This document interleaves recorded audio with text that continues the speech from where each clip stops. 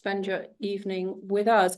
As well as both being professors of epidemiology, Richard and I are also married to one another. So if we interrupt each other, you know, we're used to it and it's okay. Yes, we are one day post our 12th wedding anniversary. And we have learned to write together, present together, and mostly be kind to each other while doing those things.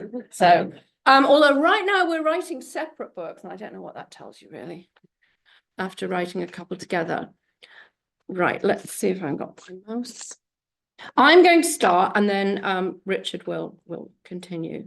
Where's the page down? There we go. There we go. Got it. Thank you.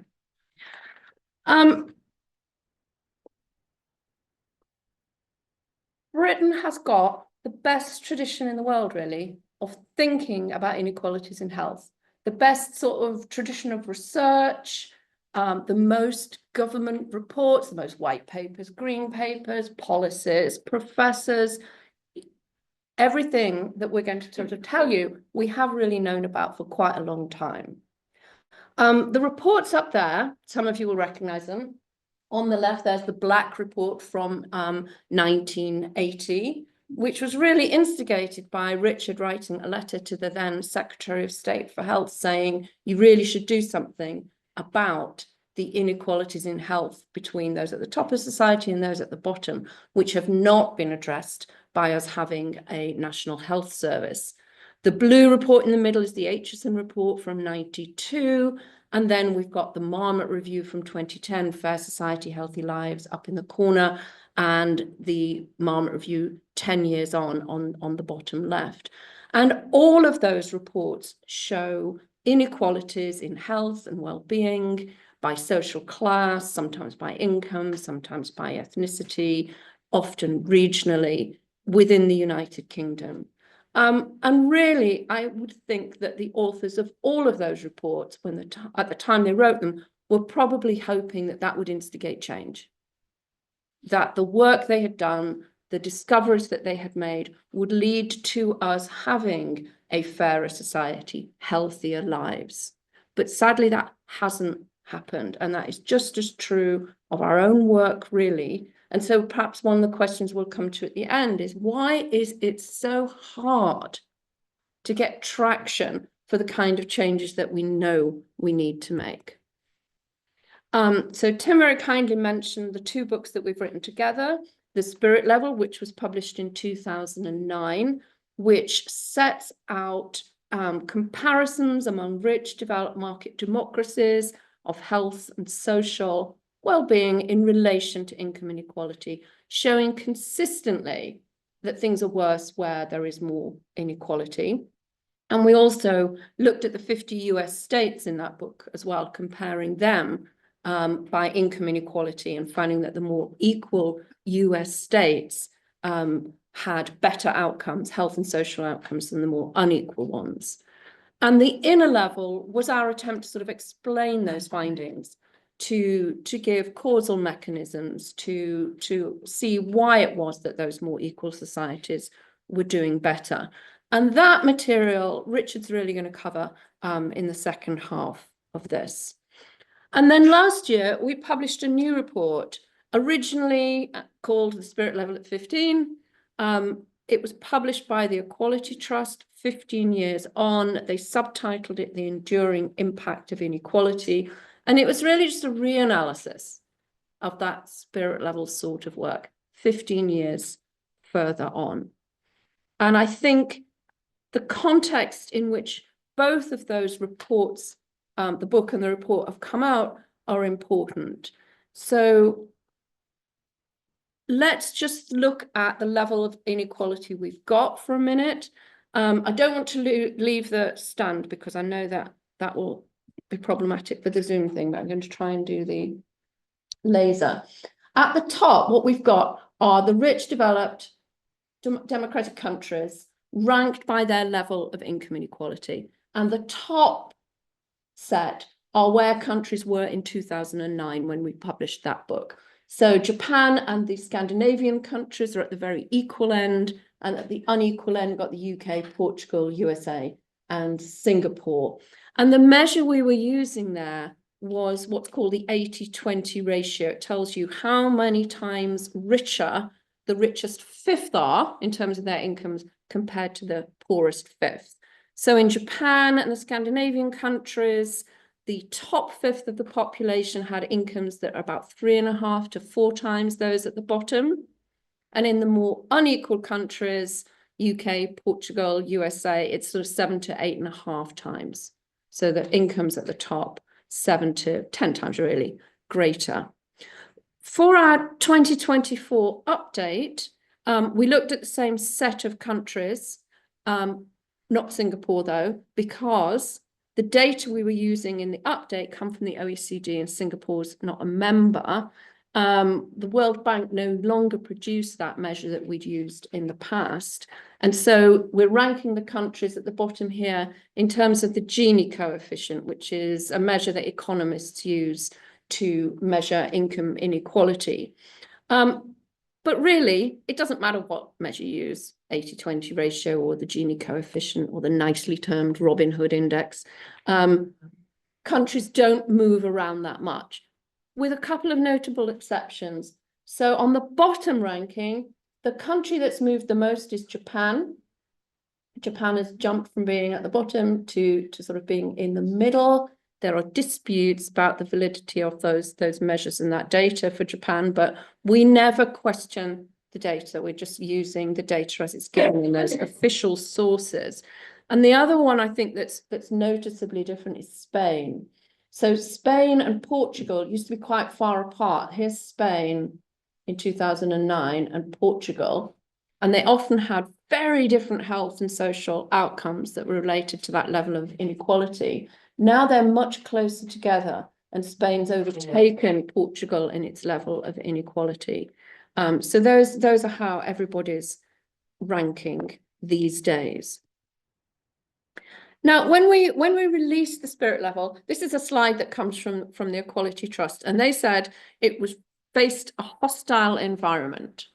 The hostile environment was the new coalition government.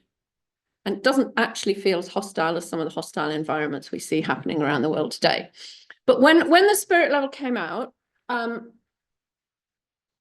government who sort of received that were not really of a mind to do much about inequality. They were more interested in austerity economics. They were not particularly interested in public health. And so we've had a whole period of global financial crisis, followed by austerity, followed by a pandemic, followed by a cost of living crisis, where nobody was really focused on inequality. People talk about it a lot more than they used to, but we're not really doing anything that might address that.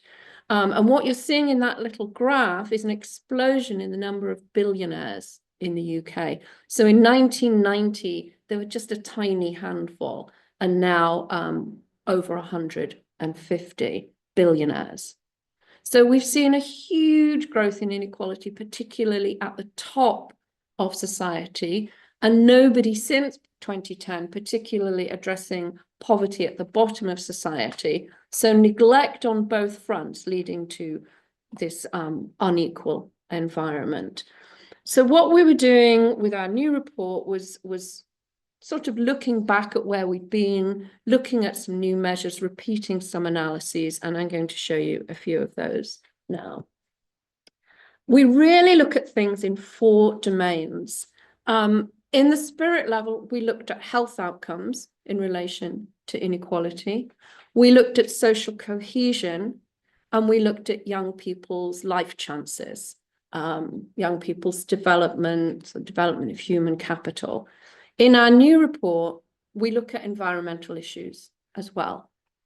That's partly because the climate crisis is so salient, such an important issue now. It doesn't feel right not to be thinking about that, but also because it's increasingly clear that inequality is central to our understanding of the things we need to do to tackle climate change and other environmental problems and make a shift to more sustainable economies and more sustainable society. So that's been a new direction of our work. And we brought some of that in to the Spirit Level at 15 report.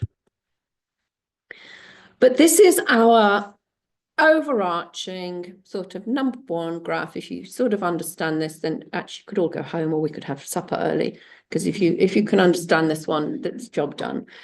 Here are all the countries that we're looking at. We have ranked them according to an index of health, social and environmental problems. And we're looking at that in relation to that Gini coefficient of income inequality. So all the countries are in the same place, left to right, as you saw on that little bar chart before, but where they are vertically on the axis on the left-hand side is where they are in their health, social and environmental problems. So the United States, always an outlier, I'm afraid, in these analyses, the most unequal of those countries and the highest level of health, social and environmental problems. Israel coming second. It does particularly badly on environmental problems. And there we are, the United Kingdom. So most unequal country in Western Europe, a high level of health and social problems.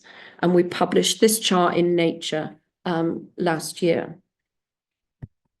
So let's unpick those a little bit. This is an index of environmental problems. So same kind of graph, but looking only at the environmental problems here. So you're high if you've got a lot of environmental problems. There's Israel, almost off the scale there, the USA. And the UK does slightly better than you might anticipate, given our level of inequality. And what's in that index is air pollution, level of recycling, the carbon footprint of the rich, whether or not countries are willing to sort of sign up to multilateral agreements. And there's one other thing, which I think I've forgotten. Oh, well, no, it'll come back to me. There's 5 things in there. And if you know a country's level of inequality, you can do a reasonable job of seeing how it's doing on those environmental problems. And as well as all of those sort of objective measures of the environment, there's also a significant relationship between the proportion of the population in rich countries that believe their governments should protect the environment rather than pursuing economic growth. So these data come from the World Values Survey. They ask random samples of the adult population in all of these countries that particular question. Do you think your government should focus on the environment? Do you think your government should focus on economic growth? It's not a very steep relationship, but it is a significant one. And in the more equal countries, you know, a higher proportion of the population are likely to say the government should be focusing on the environment. There was actually a study that came out this week that did a similar kind of exercise, but in countries across the world. And their headline statistic was that 89% of the world's population want there to be more done about the climate crisis. So, you know, it's not just rich countries. Everybody is wanting more action. And because of what we'll see later about the ways in which inequality undermines trust, it makes it harder, if you live in a very unequal society, to get everybody working together, collective action, believing that we really are in it together. Are you going to talk about consumerism? And little. Okay, I'll leave that then. And here's child well-being. So child well-being is measured by UNICEF. They measure what they call dimensions of child well-being. They've been doing it since 2007, coming up with an index of child well-being for rich countries. The exact elements in there vary a little bit from time to time, but it's always strongly and significantly linked to inequality, with levels of child well-being much higher in the more equal societies, the Netherlands and the Scandinavian countries, and the UK, USA generally doing badly. The first time they did this in 2007, we actually came bottom, and we have improved our ranking a little bit since then. I imagine that the next time that they look at this, though, we might not, and we might have sunk again. We're now back to having a third of our children living in poverty in the UK. And we have the fastest growing rate of child poverty of any of the countries that UNICEF looks at. So it's likely we will see our child wellbeing decline. And this is the percentage of 15-year-olds lacking basic maths and reading skills. So this is a measure that comes from the OECD, from their Programme for International Student Assessment. And they, again, it's random samples of 15-year-olds in different countries, and they give them tests of tests of maths, of reading and science. And this graph is showing the percentage of the 15-year-olds who don't have what is considered basic skills to leave school with, you know, that they're failing to achieve the sort of basic level of competency in reading and maths at the age of 15. So if we look at the USA there, it's close to 40%, and it's higher than 40% in Italy, Greece, and Israel. So, you know, very large proportion of young people failing to get those basic skills. But we're up there close to 40 ourselves. Now, there are huge socioeconomic gaps in how well kids do in things like maths and literacy. And we have large gaps in the UK, but look, our average, our proportion of kids not meeting basic skills is very high. Here's that educational inequality. This is a really complicated graph, so I'll try and sort of talk you through it. It's got two lines on it, and the light green line is for the disparities in reading skills, and the dark green line is for disparities in maths skills. And it's showing how much difference there is between the reading and math skills of kids at the top of society and kids at the bottom. And so there's a steep relationship in socioeconomic inequality in math skills in relation to inequality, and the same for reading. So if you live in the more unequal societies, not only are more of your kids failing to achieve basic maths and literacy scores, and actually your average is low, but you've got this big gap between those at the top and those at the bottom. And this one is school bullying. And these data come from a colleague of ours in Canada, Frank Elgar, looking at a set of 37 countries and looking at 11-year-olds, and showing that in the more unequal societies, a much higher percentage of 11-year-olds have bullied others 2 or more times a month. So this graph is showing perpetrators of bullying, but you get the same picture if you look at victims. And we can see, you know, much higher rates and a significant relationship there. And some of the unpacking that Richard's going to do of the causes, the causal pathways between levels of inequality and poor educational outcomes, poor health outcomes, are to do with social cohesion, our social experiences, how inequality gets in between us. And I think bullying is a very good metric of that. And here's the teenage birth rate.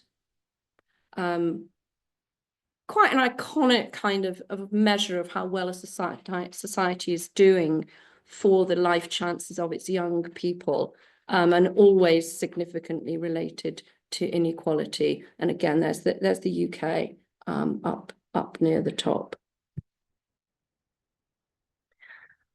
This one shows social mobility. Now, when you hear politicians talk, policymakers talk, they often think that social mobility is what we should all be aiming for, equality of opportunity. That's all we need to do, really, is make sure people have equal opportunities to get ahead.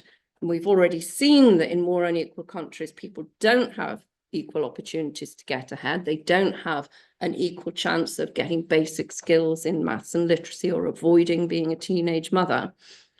But even if we just look at social mobility itself, we can see that it is related to income inequality. So it is harder to escape your social class of origin. It is harder to climb the social ladder if you live in a society where inequalities are greater, where the social ladder is steeper, where the rungs are further apart.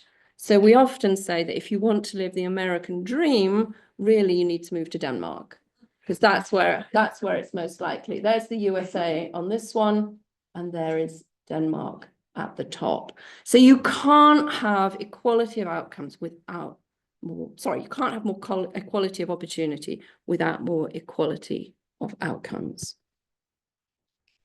I'm moving on to health now, and I just wanted to show you this chart before we get started, just to show you what you already know, that stress, levels of chronic stress, psychological distress, are related to physical health.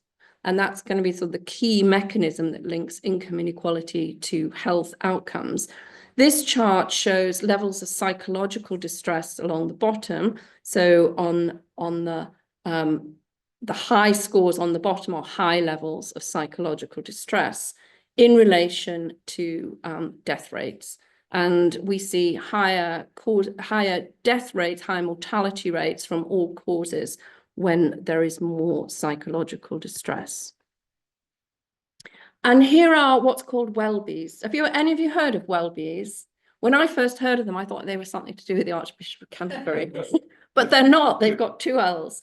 Wellbees are well-being adjusted life years. And they combine life satisfaction with life expectancy. And they were dreamt up by Richard Layard, Lord Layard, on his team. He's the happiness economist. And they think that well-beers are what governments should be aiming at rather than economic growth. They should be trying to grow well-being, and well-being adjusted life years would be how you would show that you were managing to achieve that. So here are well-bees in relation to income inequality, and well-bees are higher in more equal societies. In our analysis of life expectancy for our spirit level at 15 report, we did not find a statistically significant relationship between life expectancy right now and income inequality right now, which was a surprise to us. It's probably because of that movement of countries like Japan, and it takes quite a while for life expectancy to catch up. But this graph comes from researchers who looked at cohort data for 21 countries, longitudinal data, and they find that you get a link between income inequality and mortality at all age groups except the very old. Well, actually, for women all the way through, but for men only up to the age of 65. So there may be things happening in mortality among older ages that are not yet quite showing up in the data, and that's why we've temporarily lost that relationship with life expectancy. But that's happened before, and we expect it will come back. Here's infant mortality, higher rates of infant mortality in countries that are more unequal. And these are excess deaths during the COVID pandemic. So we had a particularly bad pandemic, as you will all know. The dashed line across the chart shows the expected deaths during the time of the pandemic, and all of the countries above that line had excess deaths during that time, and a few had lower. Australia and New Zealand, as you'll know, did particular things to isolate their population, different things to what the Nordic countries did, who managed to keep their rates low. But what we're seeing here is a significant relationship between inequality and excess deaths from COVID. And you will have seen Michael Marmot, Claire Bamborough, David Taylor Robinson probably speaking to the COVID inquiry and telling them very firmly that we would have had fewer excess deaths from COVID had we had smaller health inequalities to start with. This is obesity for adults and children, dark green line for adults, the light green line for children. Same picture, more obesity, more overweight children in more unequal countries. USA, the outlier again up at the top, and Japan very much an outlier at the bottom, but significant relationships to the inequality. And here's drugs use, and this is illegal drugs, but also improper use of prescription drugs. Some of the drugs most abused in America at the moment aren't illegal drugs like crack cocaine and heroin. They are prescription drugs that are being misused. But more of that kind of excessive drug use in more unequal countries. And here's diabetes, which was something that we looked at for the first time in this 15-year report, because it did seem to be good comparable data. And this isn't surprising when we think about that relationship with obesity. Is this the last of mine, Richard, before we switch to you? Yes. Yeah. This is perhaps a good one to end on. This is a graph that was produced by The Economist. It's not from the BMJ or the New England Journal of Medical. It's from The Economist.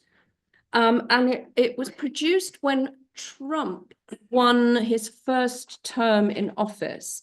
And somebody challenged the analysts, the statistical analysts at The Economist, to see what best explained the swing in the vote to Donald Trump. So the swing to the Republicans from the Democrats.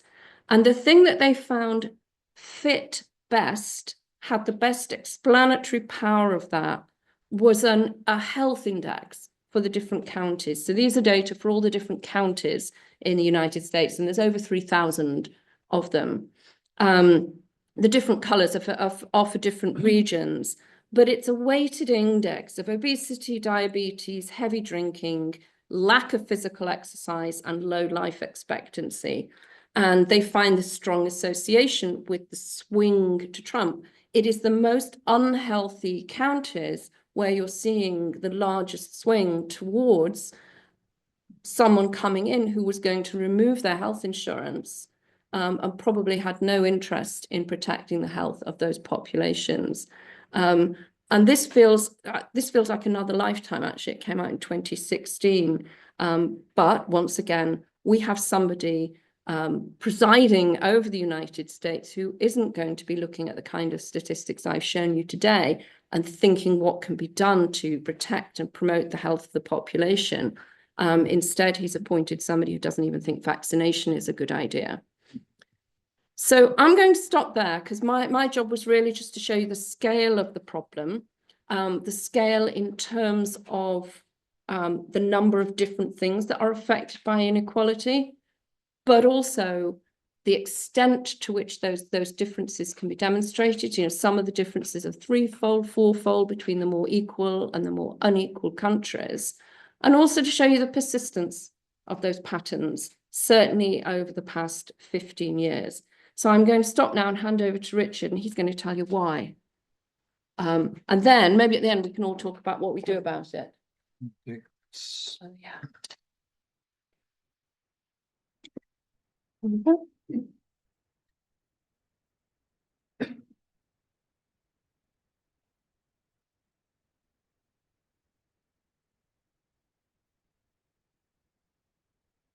Good.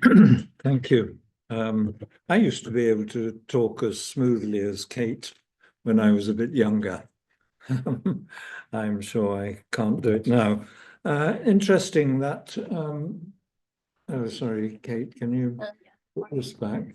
That last graph Kate showed from The Economist, another study, I think a German study of small areas in France and Germany where people had voted for extreme right-wing populist candidates, the sort of people who might be supporting Trump, found that the common factor in those small areas was people feeling devalued.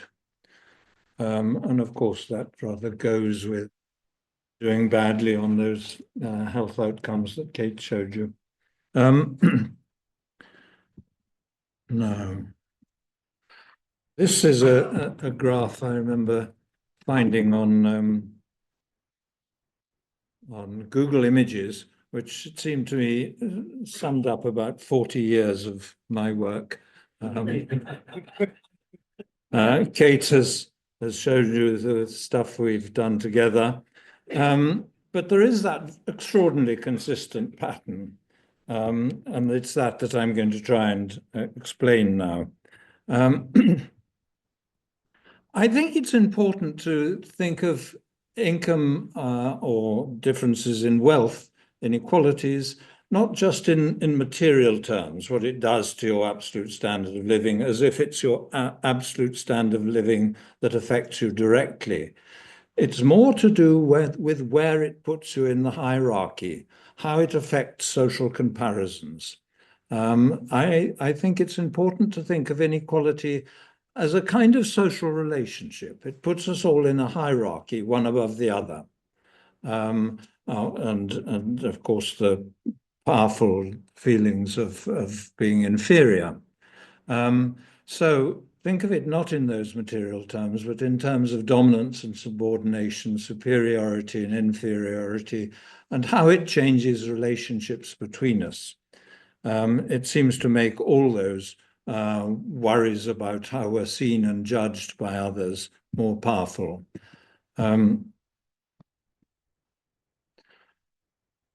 It's not something separate from what we know about class and so on. I mean, all the problems that Kate showed you are more common at the bottom of society.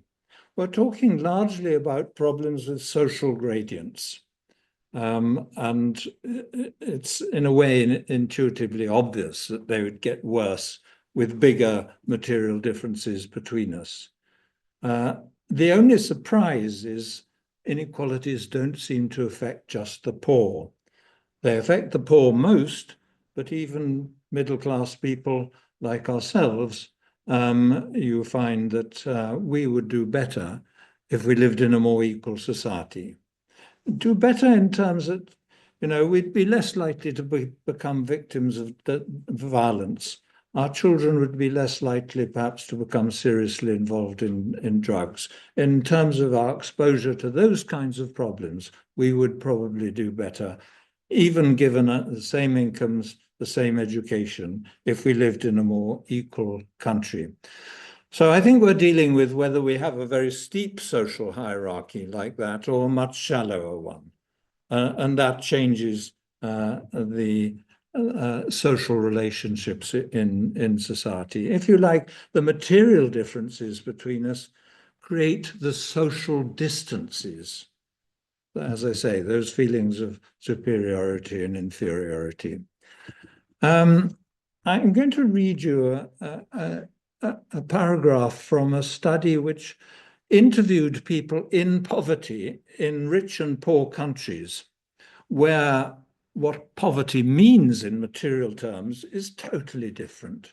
If you go to the poorest parts of India and Pakistan, poverty might look like that picture on the right, whereas in Norway, it probably looks like a apartment block with 2 or 3 bedroom flats and central heating and most of the modern electronics.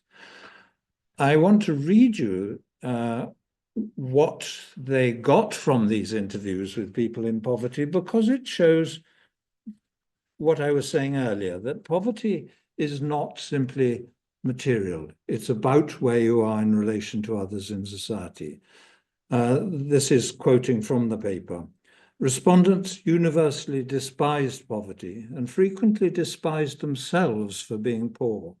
Parents often despised by their children, women despised their menfolk, and some men were reported to take out their self-loathing on their partners and children. Despite generally believing that they had done their best against all odds, they mostly considered that they had both failed themselves by being poor and that others saw them as failures. This internalization of shame was further externally reinforced in the family, the workplace, and in their dealings with officials. Even children couldn't escape this shaming. With the possible exception of Pakistan, school was an engine of social grading, a place of humiliation for those without the possessions that guaranteed social acceptance. So think of possessions as important substantially for where it puts you in society. I want to show you what inequality does to the social relations in a society. And I think there's been a sort of common intuition for centuries, since at least the French Revolution, that inequality is socially divisive, it's corrosive. And I think we see that in lots of studies now, showing that any measure of strength of community life, social cohesion, involvement in local groups, shows that inequality makes social life atrophy. You're less likely to know your neighbours or be involved in voluntary groups or that sort of thing. It also has similar effects on trust. People are less likely to trust each other in more unequal societies. So this is a measure, I think, from it must be the World Values Survey. It's the proportion of the population who agree that most people can be trusted. Kate mentioned that we did all this work on American states as well. In the American General Social Survey, the question is something like, do you feel people would take advantage of you if they got the chance? And it shows the same pattern. People are more likely to feel that others would take advantage of them if they lived in a more unequal society. There is an enormous number of papers on violence and inequality, usually measured by homicide. And if you take other measures of violence, it's pretty unreliable because, for instance, reporting of rape is so different from one country to another, but homicide rates are fairly dependable. This is these red dots are American states. The blue triangles are Canadian provinces. The scale of the differences is absolutely extraordinary. And those Canadian provinces cluster around, what, 15 or 20 homicides per million. And the high American states on the right go up to 150. Well researched, lots of papers looking at it in different parts of the world. So there seem to be fairly reliable effects of inequality on homicide, which seem to be triggered by the fact that homicide tends to be a response to feeling looked down on, disrespected, loss of face, humiliation. You know, there's one way I can make you respect me, if not any other way, and that's through conflict. I remember reading someone saying it's amazing how much, it was an African American saying, it's amazing how much respect you get from someone when you're holding a gun to their head. So think of this relationship perhaps as having those kind of issues behind them. If you go to much more unequal countries than the ones Kate and I have been showing you, the most unequal countries in the world, like South Africa, also Mexico, you find that this breakdown of social relationships has gone up much further. Houses are barricaded. They have bars on their windows and doors, razor wire around garden fences. This in South Africa, it's electric fence above, and it says armed response on that notice. If you're caught climbing in, you might get shot. So you've lost that sense of community, and you got to a point where people feel actually afraid of each other. And what's so tragic about that is when you look at studies of happiness, health, well-being, and so on, the quality of social relations seems absolutely crucial. You know, the health studies which show that mortality rates are twice as high amongst people with bad social connections, fewer friendships. People, and part of it works through effect of stress on immune system. And again, you find if you give people measured exposure to infection, much more likely to catch the infection if they have fewer social relationships. So the tragedy of this is it undermines the most important aspects of our quality of life, how we feel we get on with each other. That's the same picture in Mexico. As I say, those two countries about the highest inequality in the world, but you see they're frightened of each other. Another angle on that same issue, this study by two American economists shows that more unequal countries, more people are involved in what they call guard labor. That means people in the police, security staff, and prison officers, people like that. All the people we use to protect ourselves from each other. That becomes a larger part of the labour force. So fitting very much what I've been saying about the earlier data.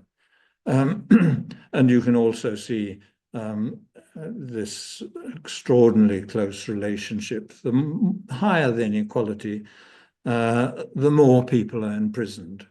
And, you know, we've known our prisons were overcrowded for quite a while.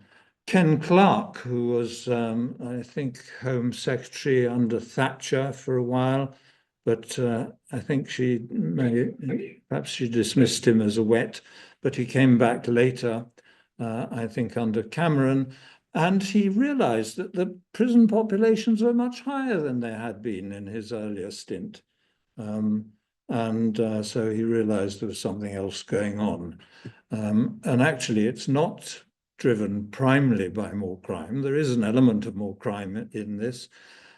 It's mostly harsher sentencing, as if there was less trust, less empathy up and down the social hierarchy, something like that, which leads people to, judges to give people harsher sentences in more unequal societies. So we can see that the most important causes of stress are tasks that involve what they call social evaluative threat. This is a meta-analysis of studies which give people in a laboratory, volunteers, stressful things to do. All sorts of different tasks have been used to stress people while measuring their levels of cortisol. And this actually is a meta-analysis of over 200 of those kinds of studies.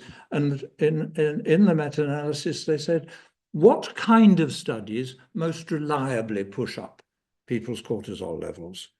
And it's tasks which include social evaluative threat, threats to self-esteem or social status, where others can judge you negatively. And of course, that's why we find public speaking stressful. You know, we're afraid of making a fool of ourselves in front of other people. We all have those sort of sensitivities. But it's that kind of stressor which most powerfully pushes up stress hormones. And you actually see that in a bunch of experiments called stereotype threat experiments, where in this reported by the World Bank a long time ago, but what it shows is Indian children given given pen and paper tasks to do. And they looked at how many they could do in a time, and they did them under two conditions. One where they didn't know who was high and low caste, and another where they did know who was high and low caste.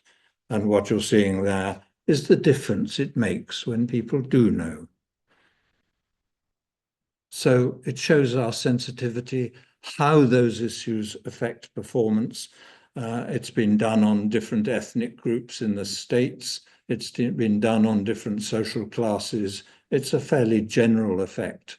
And if you think of kids in primary school, and these experiments are just an hour or so in an experiment, but if you think of people living it day in and day out, you can imagine much bigger effects.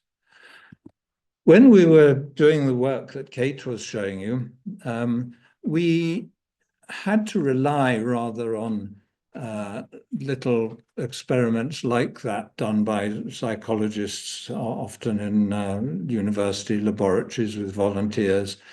But since the publication of Spirit Level, there's been other research comparing different countries on some of the processes that we think are part of the causal pathways. This is a study looking at what they call status anxieties. That's our worries about how we feel other people are judging us. And along the bottom, you've not got inequality quite. You've got the different income groups. So at the left, you've got the poorest tenth of the population. The right, you've got the richest tenth of the population. The top line is the levels of status anxiety in the across all those income groups in the most unequal countries. The bottom line, the levels of status anxiety across the income groups in the most equal countries. So you can see everyone's levels of status anxiety are pushed up in those more unequal societies, pushed up by the anxiety. And of course, that relates quite simply to that meta-analysis I've showed you. Those are the stressors which get to us most clearly. We also see people's concern about others' judgments of them in the effect of inequality on conspicuous consumption. There are now studies that show if you live in a more unequal area, you'll spend more money on a car that looks good, an upmarket car.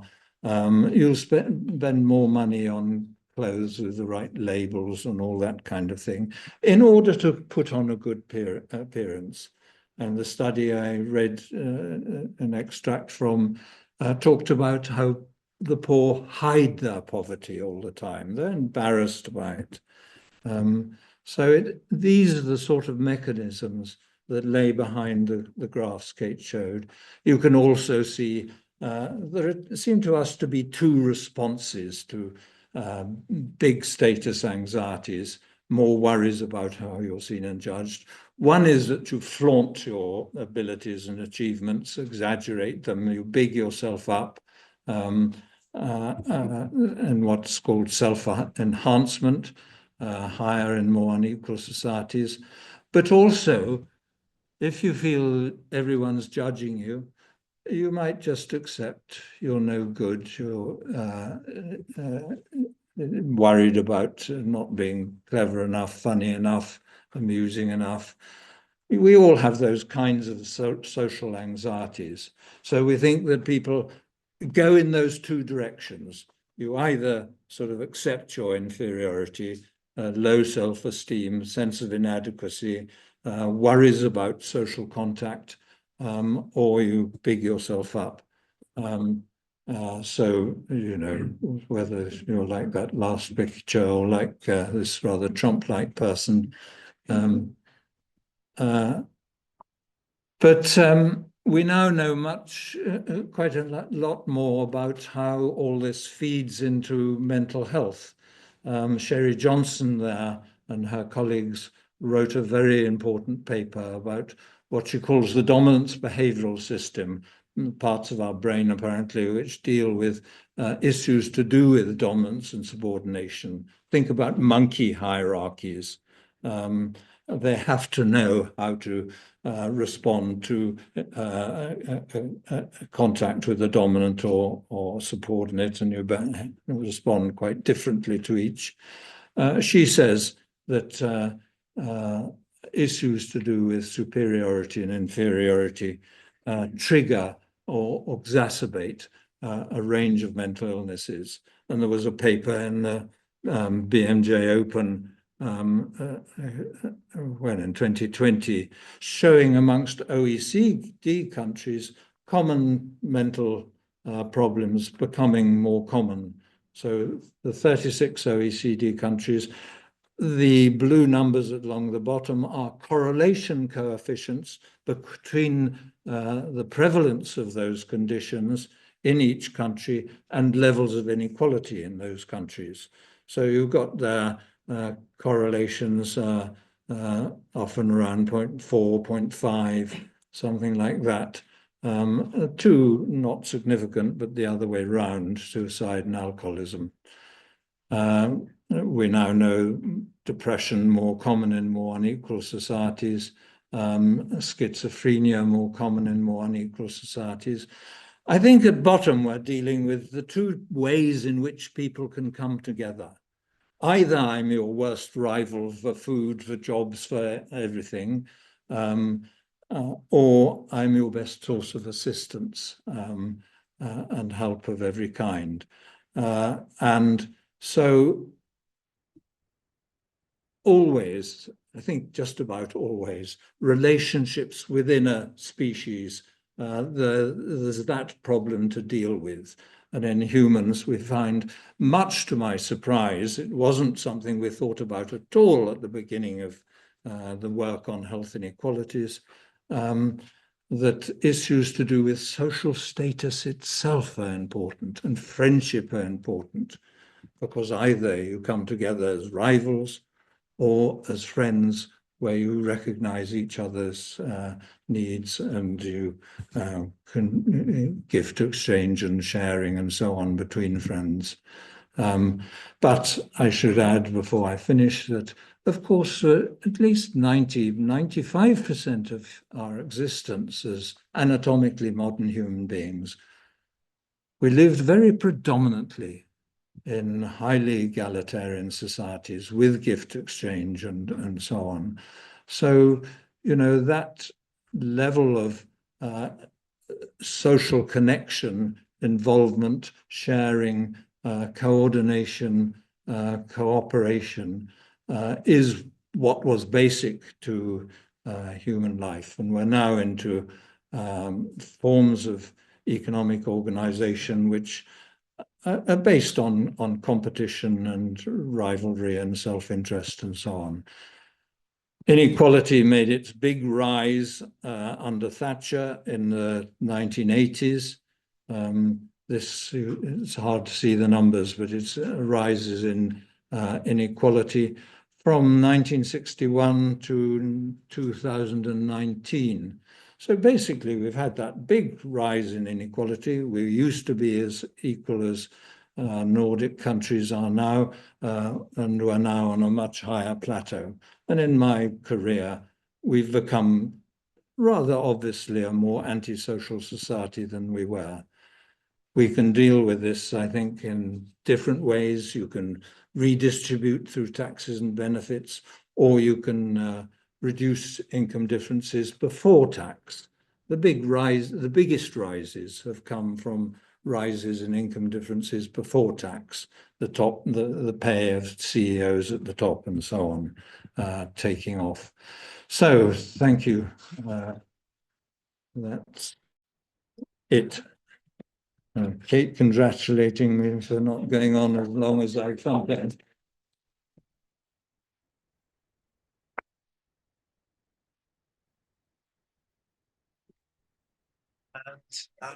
if I could invite questions from the floor. We start on the right there. The list of taxes and so on, there are ways to redistribute or to reduce inequality. The tax that wasn't mentioned on there is inheritance tax. That always seems to me is the most obvious way to redistribute income, but politically the most difficult to get it across. And I wondered if you could comment on whether there's any way of making it politically more acceptable to try and persuade people that increasing inheritance tax is actually a reasonable way to redistribute income or reduce inequality. I think it's extremely important to do that and to have wealth taxes and so on. I suspect the most important reason why the population regards those taxes so negatively is because of the media. But I wonder what Kate thinks.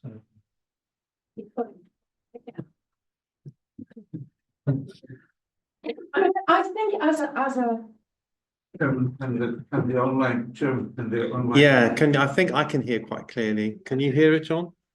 Yeah. Okay. So the questioner asked about taxation and addressing inequality through taxation, and was asking what our speakers felt inheritance tax, the role of that was in addressing taxation issues. I think in this country we're extremely sort of poorly educated in general. We don't learn about it in school, we don't discuss it much, we don't think about it as social good. We tend to all see it as a sort of private badge, you know, somebody's sort of taking something away from me to which I am entitled, rather than as having a proper understanding of what tax allows us to do. And I think we all need t-shirts that say, I like paying tax, or tax me more, or those sorts of things. I mean, Richard heard this story before, but when my daughter got her first job, and it was a Mac job, you know, she was working at McDonald's up the road, she got her first paycheck. When she opened it up, she said, oh good, I'm paying tax. And that, I thought, my work here is done. I have to confess that my son would never say the same thing. But you know, when my parents went to Norway a few years ago, they were complaining about the price of coffee in a cafe, and the waiter said, well, that's why we've got good libraries and good roads and good schools. You know, people in different societies do understand taxation differently. So I think we haven't had for a long time, have we?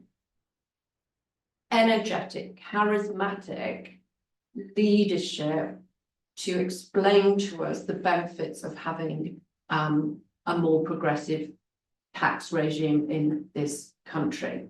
Now, I am seeing increasing calls for wealth tax, much more popular support for wealth tax than there were even, say, 5-10 years ago.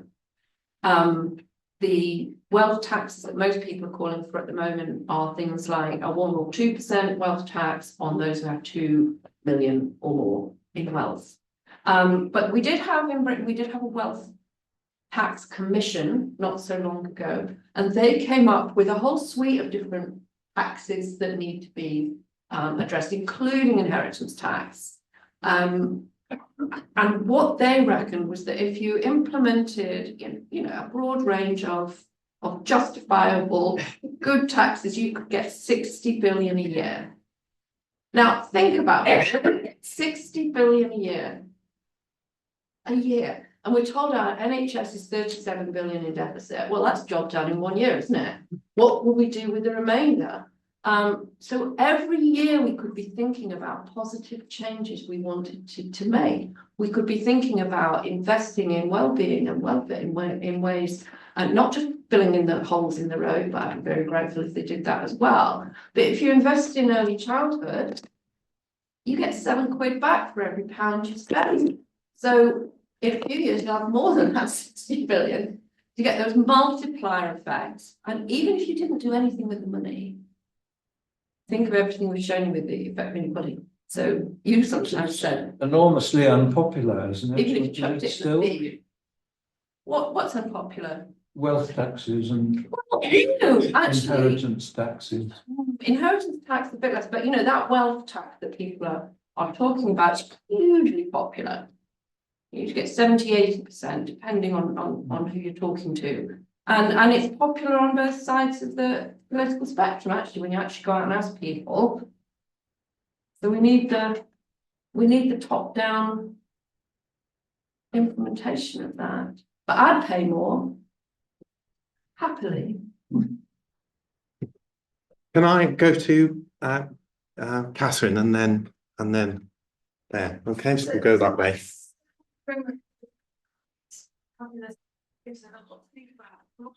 So really what you've said is that a lot of this starts in childhood, and some of these children have those chances from the start.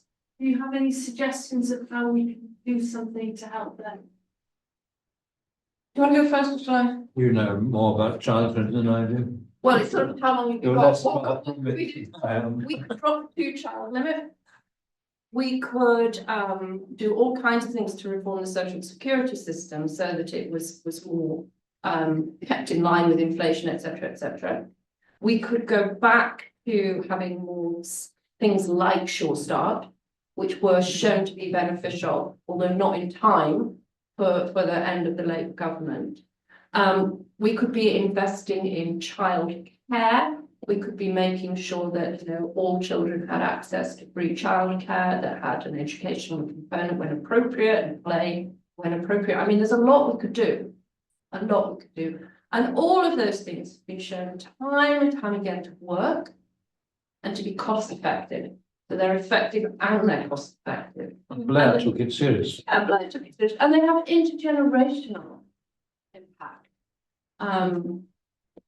So there's a lot we could do, but most of it should be focusing on getting people out of poverty and getting people's livelihoods more secure, less precarious. That supports parenting as well. So at the very back, and then you, Greg. Carry on. Following on from that, can you tell us some good news? I mean, one piece of good news is that following on from Sure Start, the development tests at the end of reception year have shown a big improvement.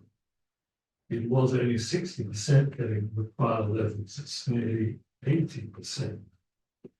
Are there any low-cost programs? Because one thing perhaps people in your persuasion don't agree with very much is that we cannot have more public spending, okay, because we can't afford to borrow and pay for it. So we're looking for low-cost, local solutions.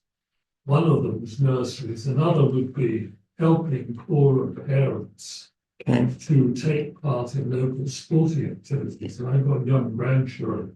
It's quite clear that there are very good volunteer-run programs for football and other sports, but it takes money to get involved in. So I'll try my hardest to summarise it. So basically, our questioner. The low-cost programs, right? So our questioner asks, are there low-cost programs that would address the issues you've highlighted in your talk? Well, first of all, I would strongly disagree with you that we should be looking for low-cost things. And I think if we need to borrow more, I think that's fine. All of my friends who are macroeconomists think the idea that we shouldn't be borrowing is wrong. Those are not the kind of economists that are particularly being listened to at the moment, but they make a strong case for it. And if we have to borrow to do the things that release us from the costs of inequality and the costs of poverty, then we can pay those loans back. So I don't think that we should not be borrowing. Taxing the rich. And taxing the rich gives you lots of money to play with. Low-cost interventions. I mean, Sure Start cost money, but it was effective. Providing things like sports facilities, community facilities, those all cost money and they're good things. I don't think we shouldn't not be trying to do them, but I think we need to find ways to invest in the ways we should for a healthier society. And that will pay off in terms of economic productivity in the medium and the long term. So I think if we need to take a bit of short-term pain, it wouldn't be the kind of short-term pain we get promised by austerity or cuts. It would be the borrowing that would allow us to do what we need to do. And it would be making the perhaps initially unpopular case for the taxes we need to put in place. But I think once people started to see a more flourishing society, a healthier society with greater well-being, then like that Nordic waiter, they would be content. I think all the talk about increasing debt and borrowing and so on is a bit of a red herring, because it's not just the issues we've been talking about that suggest we need to tax the rich, which of course actually reduces the inequalities behind all this stuff. But if you look at what the EU has been saying what Oxfam has been saying, and I think the UN, they all say that it's essential to reduce inequalities, and particularly by taxing the rich, because the carbon footprint of the rich is so huge. And you can't really get towards sustainability unless you tax the rich and lower their carbon footprint. And of course, if you try, as Macron did in France, when he raised taxes on, or proposed raising taxes on fuel, you get the outcry of the Gilets jaunes, which went on for several years all over France, which talked about it as unfair. And, you know, you have to take into account the size of people's environmental footprint. Thank you. If I can go Greg, then Jim, then Russell.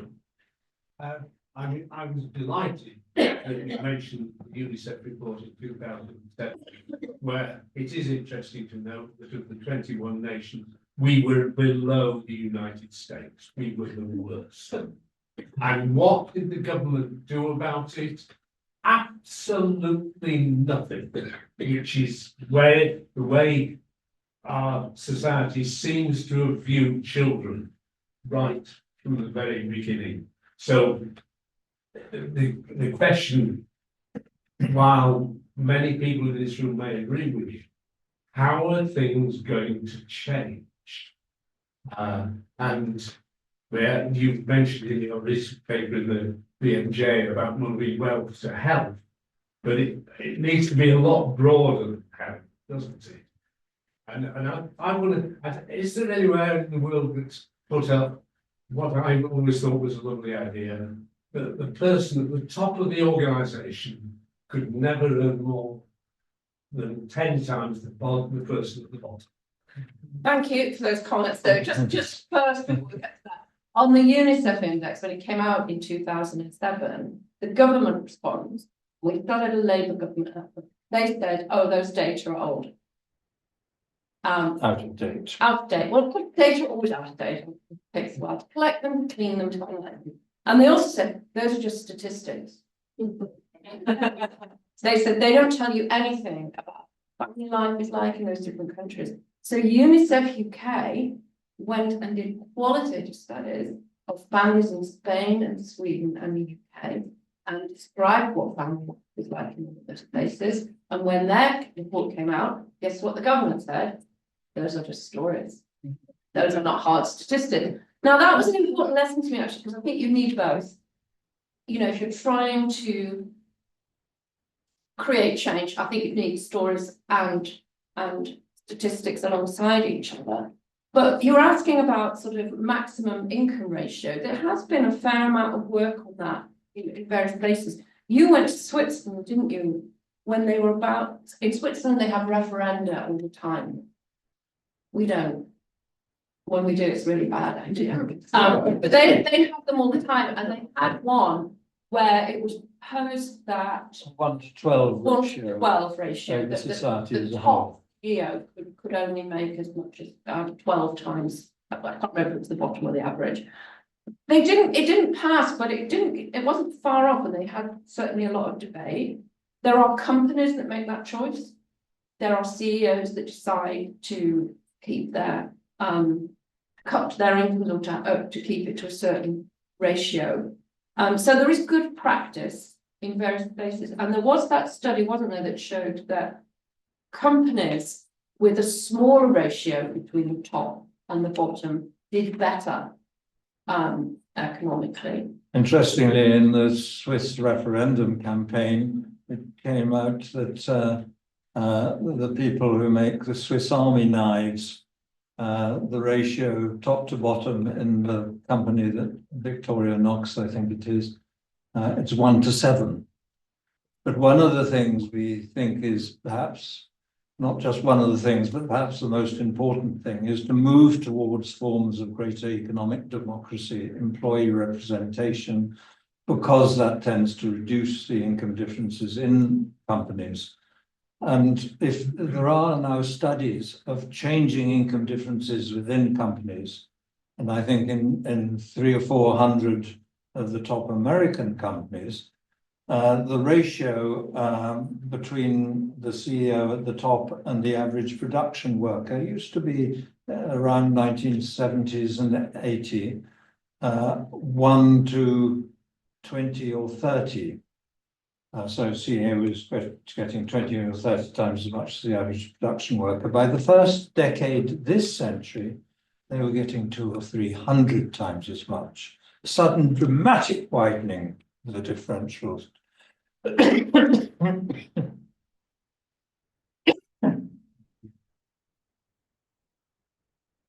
Thank you. Jim and then Russell. I'm not sure. I'm just wondering what we as doctors can do. You know, this is somewhat depressing, as I felt when I first heard about how the government took such strenuous efforts to suppress the Black Report by only printing a few copies of holiday. And there are things that can be done if you accept the status quo. And my favourite story is in public health is of the Rochdale experiment, when the incoming medical officer of health decided to talk to the women. It was about maternal, Rochdale had the highest rate of maternal mortality, and was brought down by 75% by talking to the women who knew what telling them what good care was. What about communication across this gap between people like me, people like patients, or patients? Is there a way of using that fact that we are the people who actually speak? I'm sure you'd provide a better answer to that than either of us. So our questioner asked what health professionals can do to address the divide. There's multiple things, and medical students all that as well. You know, what can you do? I mean, one thing that clinicians, that doctors do, is that you are a hugely respected profession in this country. Perhaps a little less than that, but you know, still hugely respected. And acting collectively and campaigning together, you know, you can be quite successful, I think, sometimes. Within your own practice, I think that it is a lot about communication and about listening. Listening to what people need, what is really happening in people's lives. Social prescribing might play a role. I'm always impressed by Bromley by Bow in London, where doctors take seriously the social economic background of people, what's going on in their lives. So I do think there is a lot that can be done at both sort of individual level, but as an organisation and as a profession. But I don't know the answer. We've got 2 of those black reports, you know, on our shelves, you know, but since 1980, nobody's really wanted to listen and to pay attention in the kind of way that we want them to pay attention. Nobody is putting children first, or only their own children. Nobody really is thinking about how do you create a healthy society? What does it take? Russell. We've already touched on taxing wealth. Some it's not so difficult for very wealthy people to employ, shall we say, very creative accountants to sidestep some of their potential liabilities. What are your thoughts, given the notes of vast percentage of England and Wales, and I suspect Scotland, is owned by a very small percentage of people, about land tax, because it's impossible to move a big chunk of North Yorkshire to the kingdom. Yeah, so people who are in favour of land tax, those are the sorts of things that they talk about. Land is fairly easy discoverable, you know, who owns it. Not always, but you know, it it's there, you can see it, and you can figure out who owns it, you can tax it. I mean, I think we should be making decisions about a land tax, actually. Greater Manchester said they were going to set up a land tax commission, so I do hear noises about it. It's an obvious thing to do. The other thing about wealth taxes and trying to get around the creative accounting is some of the proponents of wealth tax say those annual taxes like 1% over 2 million, that's fine, but do some unexpected windfall taxing too, because then nobody has a chance to squirrel their stuff away. If you occasionally do a windfall tax on carbon or a windfall tax on bank profits or things like that, so they look at those kinds of things as well. But of course we need more international agreement and governance of wealth so that people cannot squirrel it away in tax havens. There's been things happening at OECD level, hasn't there, around tax havens? Yes, there was a few years ago a lot of hope that international action through OECD to deal with tax havens, but I think it's come to much less than people at one time were confident that it would. But I don't know, was the Labour Chancellor, who was the man with the bushy eyebrows, the Labour Chancellor? Dennis Healy. Dennis Healy. Yes. Who apparently came very close to saying that that any of the financial accounting that seemed to have as its purpose tax avoidance, they would ignore it. So they tax people as if those clever accounting arrangements hadn't been made. I don't know why he dropped it, apparently shortly before he was going to announce it. But we need things like that. And of course, it's not just individuals, it is corporations too. There have been some recent moves to make big companies pay more tax in the countries where they have profit than there were previously. So things do move slowly. So one last question, or two questions, yeah. If we take one there and then you'll be the last question.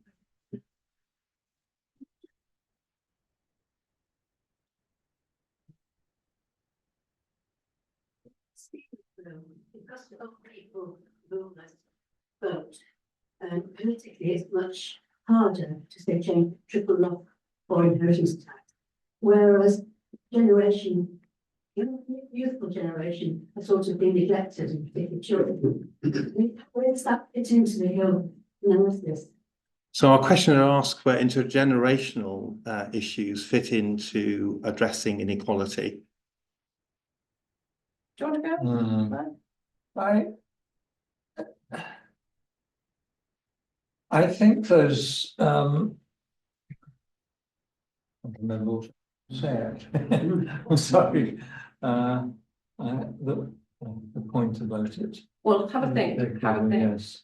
I mean, I do think those things matter. You know, analysts who looked at the Brexit vote, for instance, said that if it had been held just a few months later, the outcome would have been different because some people should have fallen off the age distribution at the top, and more young people past the 18 threshold would have voted. So older people are much more likely to vote. And that means I think that we need sort of a two-pronged approach to that. We need to be encouraging civic responsibility and civic engagement in younger people. We need to make young people feel that vote matters, that if they do vote, then change may come, you know. So there's work to be done there. But I think we also need to do a better job of helping people see those intergenerational inequalities. A lot of elderly people are grandparents, and actually encourage, I think about what sort of world will those young children be growing up in.